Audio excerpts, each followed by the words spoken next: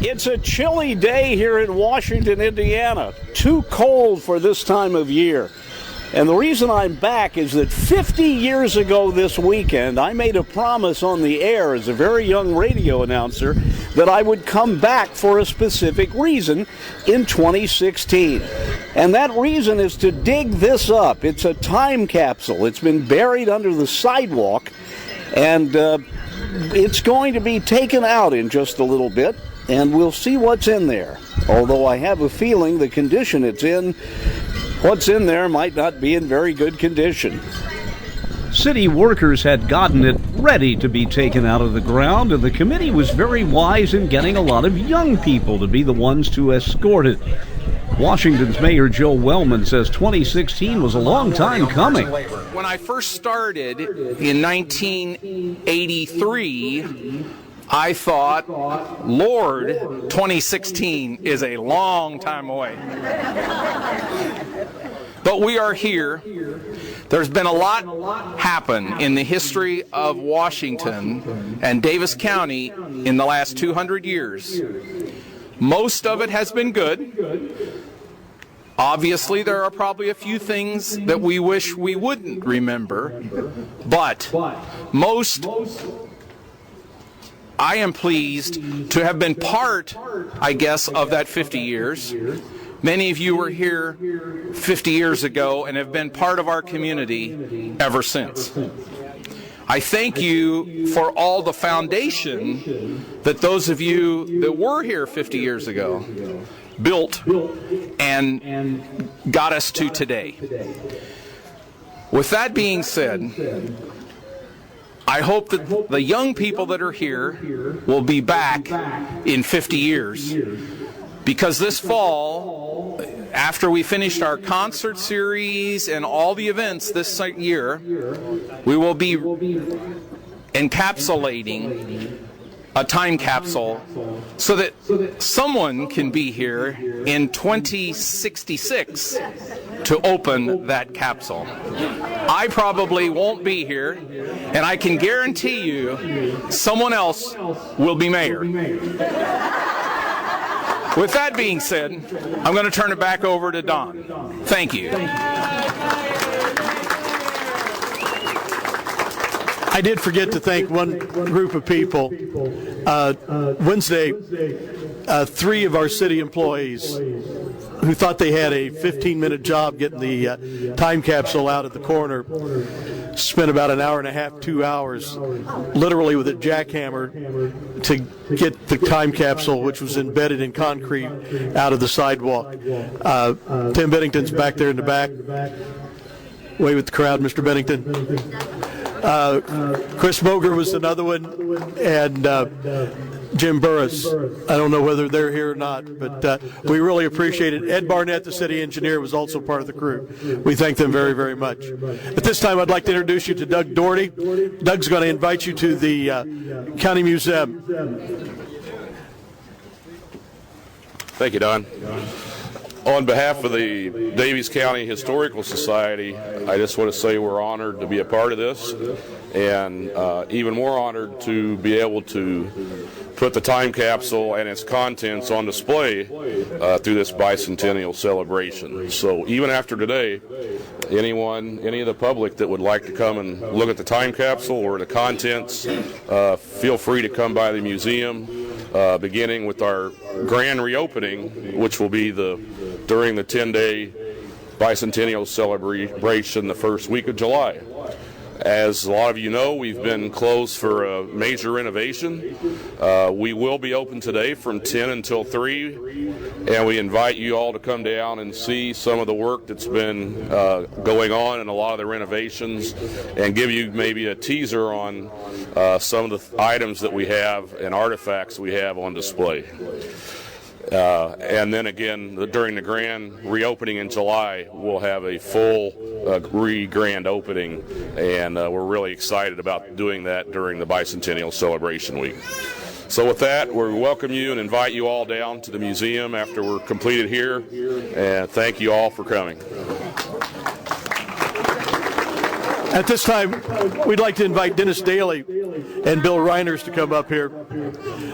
Bill and Dennis were young kids, about 18 years old. We actually were in the same class at different schools. Dennis was from WC, Bill was at WHS, and they helped bury this time capsule. I've asked them to say a few words about what it was like to be here 50 years ago.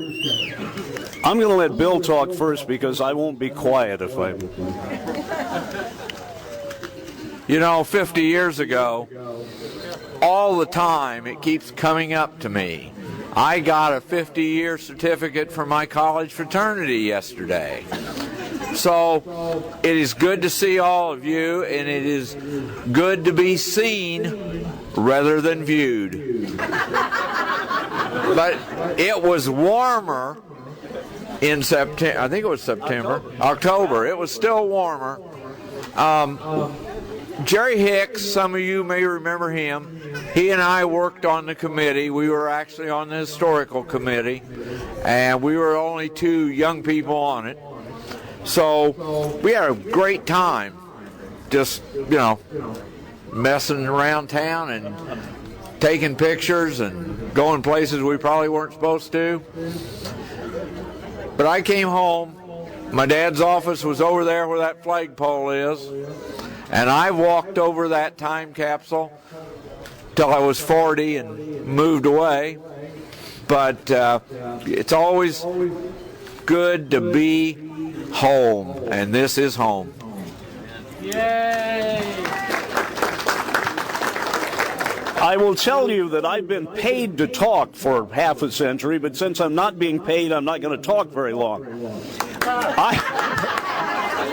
I was on radio, on the only radio stations we had at the time, WAM, WWFML. We all learned to say WAM, WWFML like that.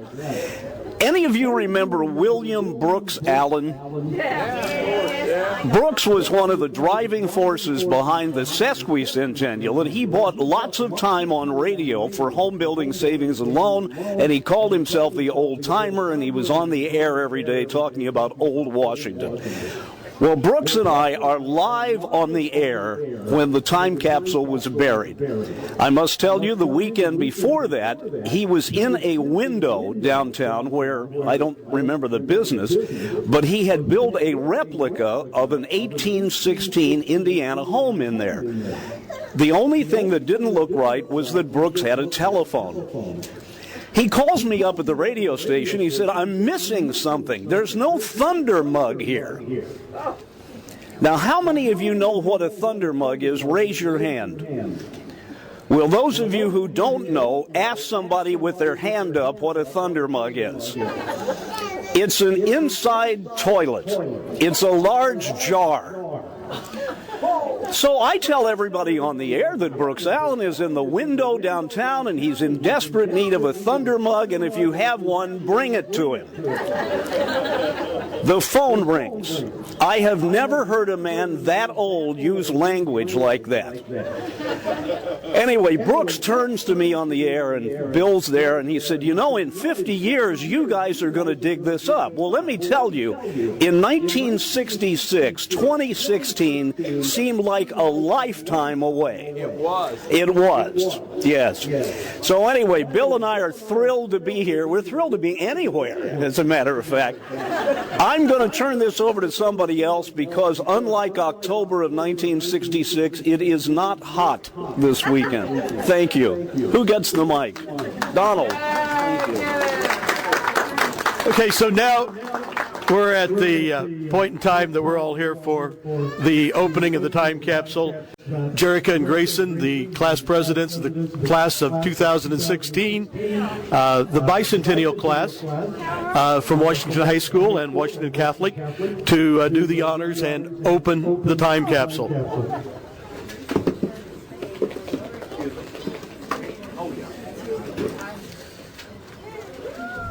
And I would like to ask Mr. Reiners and Mr. Daly to come up and show us some of the things in here. Now, I'm going to be honest with you. When we were opening it, the capsule lid did jar open, and we found that it did not survive 50 years very well. So we did do some things to try to help preserve it. We do have a video or an audio tape, Brooks Allen and some interviews. You better hold this, I'll break it. This is the audio tape. It might play. If we have a Wallensack recorder. Once again, I want to thank the young people that are here today, and thank you all for coming. We're going to take this down to the museum, and we'll put it on display. Thank you so very much for being here. Hey, Grayson, here. I think the city did a great job, but we all learned a lesson. When we bury the bicentennial time capsule later this year, it better be waterproof. I'm Dennis Daly.